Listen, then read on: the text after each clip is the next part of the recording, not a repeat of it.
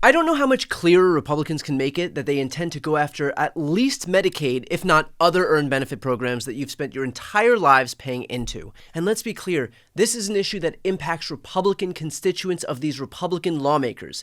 Mike Johnson himself represents a constituency that is composed of more than a quarter of Medicaid recipients, and he's hardly the only one. According to the Latin Times, among the most vulnerable lawmakers is Gabe Evans from Colorado's 8th Congressional District. He was elected by less than 1 percentage point in November, unseating incumbent Democrat Yadira Caraveo. His constituents are mostly white, but newly drawn district comprises the highest number of Hispanic residents of any congressional district in Colorado. More than a quarter of Evans' constituents are on Medicaid, and he has largely avoided sharing his opinion on the proposed cuts, saying that he would support common sense spending reductions.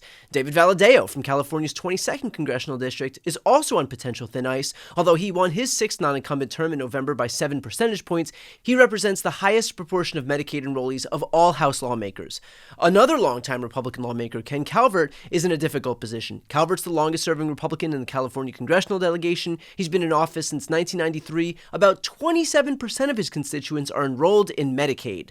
Other vulnerable representatives include Robert Bresnahan, Nick Begich, Juan Ciscomani, Jeff Hurd, Dan Newhouse, John James, Mike Lawler, and Eli Crane. And keep in mind, Democrats are well aware of the vulnerability of these Republicans as they try and re-engage in the same healthcare debate that cost them 41 seats in the House in 2018.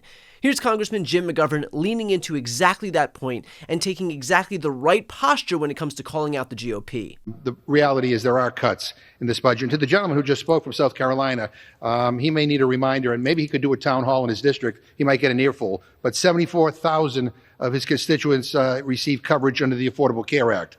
By supporting this resolution, he's betraying the 148,948 constituents in his district that depend on Medicaid for their essential care, and the 85,000 constituents in the 5th District who rely on SNAP to put food on the table. So maybe do a town hall and listen to constituents rather than just big donors. But we all saw this coming. We did.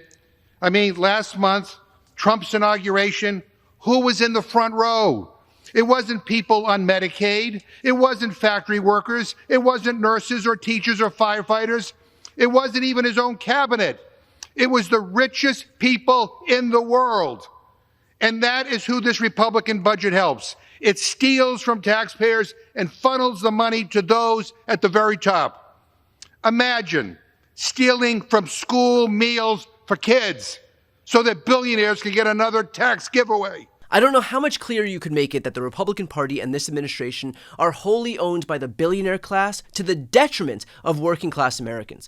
You don't engage in Medicaid cuts if you care about working class Americans, and you don't make tax cuts for the ultra-wealthy your top priority unless you are solely interested in serving the top 1% of Americans.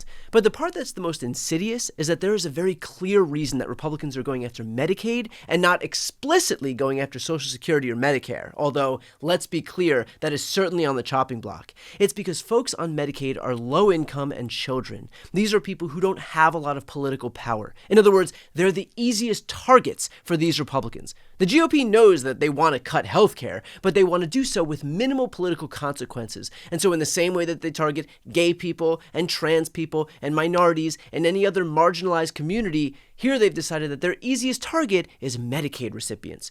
For a party full of self-proclaimed alphas, they sure are hell-bent on only targeting those who they perceive as being the weakest opponents. And that's a point I made during an interview on Zateo. And I think what's even more depraved about this is they went after Medicaid but not Medicare. And that's because they made a political calculation that because the folks who are recipients of Medicare, those are seniors, are a more powerful voting bloc, that they wouldn't touch that, but that because Medicaid is composed of low-income folks and children, that these are people who don't have political power. Yep. And so their goal was to strip away health care from Americans, but they only wanted to do it when they could suffer the least amount of political consequence for that. And I think that that's the most depraved part, because they pick and they decided to cherry pick where it would hurt them the least, while they were purposefully searching out for the people who would have the least political power, while they were looking to take their health care away in this country. I also think it is an argument, though, for universal healthcare and Medicare for all, because when programs are universal, when they're shared, they're harder to roll back and repeal. Whereas, and I gotta be honest, the reformism of some of the Biden plans or the Kamala Harris, like, if you own a Nissan Altima that's older than 94 and live in Detroit area and went to a, 3-year college and then transferred, you will get a student loan debt relief. Like, there was just so many qualifiers to so many programs that I really think we need to think more New Deal, more FDR, more Bernie about it all.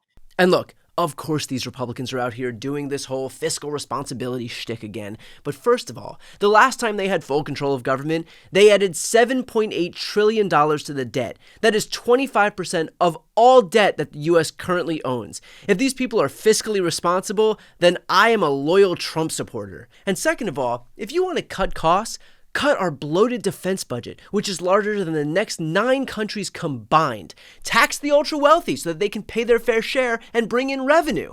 But of course, they won't do that because they've got defense contractors who donate to their campaigns and big money donors who fund their campaigns. And so instead, their target is the sick and the poor because something family values. The reality is that the only way the GOP steps away from this horrific plan is if they feel pressure from their own constituents. We've already seen it at town halls across the country. Elon Musk has contracts with the federal government. But he is also, I think, doing an effective job. Conflict of interest! Show me! There are a lot of people Show who me! don't want. Trump has issued a lot of executive orders. I think by and large this is moving very quickly compared to other administrations, and I think across the board he's done some very good things. I think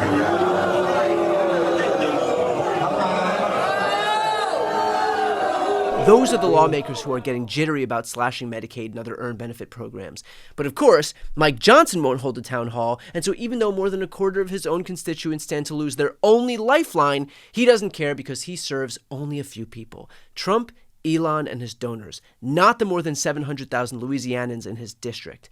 So now is the part where we fight back. Pick up the phone and call your representative, especially if it's a Republican, at 202-224-3121 and let them know that you are watching. They log these calls. It is important. Again, 202-224-3121.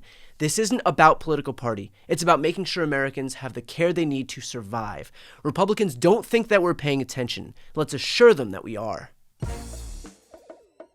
Before you go, just a quick note, if you'd like to see more of my content, which is always free of advertising, sponsorships, and paywalls, please make sure to subscribe to this channel using the subscribe button right here on the screen.